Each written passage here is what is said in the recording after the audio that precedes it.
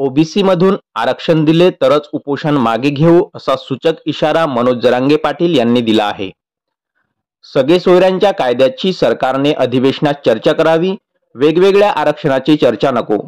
ओबीसीतून आरक्षण दिले तरच उपोषण मागे घेऊ, सरकारचे वेगळे आरक्षण म्हणजे पळवाटा आहेत। वेगळे आरक्षण नको, ओबीसीतून आरक्षण दिले नाही तरी मी उपोषण मागे घेईन हे सरकारने विसरावे, असा इशारा मराठा आंदोलक मनोज जरांगे पाटील यांनी राज्य सरकारला दिला आहे। उपोषणाच्या तिसऱ्या दिवशी आज जरांगे पाटील यांनी पत्रकारांशी संवाद साधला। ते म्हणाले की सरकार वेगळे आरक्षण देणार असल्याची चर्चा आहे, मात्र वेगळे आरक्षण नको। आम्हाला सगळे सोयऱ्यांना आरक्षण कायदा लागू करण्यात यावा, मागासवर्गीय अहवाल स्वीकारून कायदा बनवावा।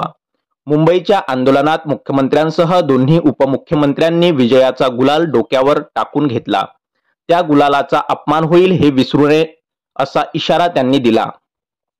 ज्यासाठी राजपत्रित अधिसूचना काढली त्यावर सरकारने बोलावे।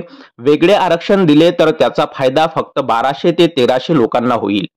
15 फेब्रुवारीच्या अधिवेशनात सरकारने सगळे सोयरे कायद्याची जर अंमलबजावणी केली नाही आणि हैदराबाद गॅझेट स्वीकारले नाही तर महाराष्ट्रात काय होते, मुंबईत मराठा समाज काय असतो हे त्यांना कळेल। आम्ही गाफील नाही। सरकार जसे आरक्षणाचे टप्पे टाकत तसं आमच्याही आंदोलनाचे टप्पे टाकले असल्याचे मनोज जरांगे यांनी सांगितले आहे।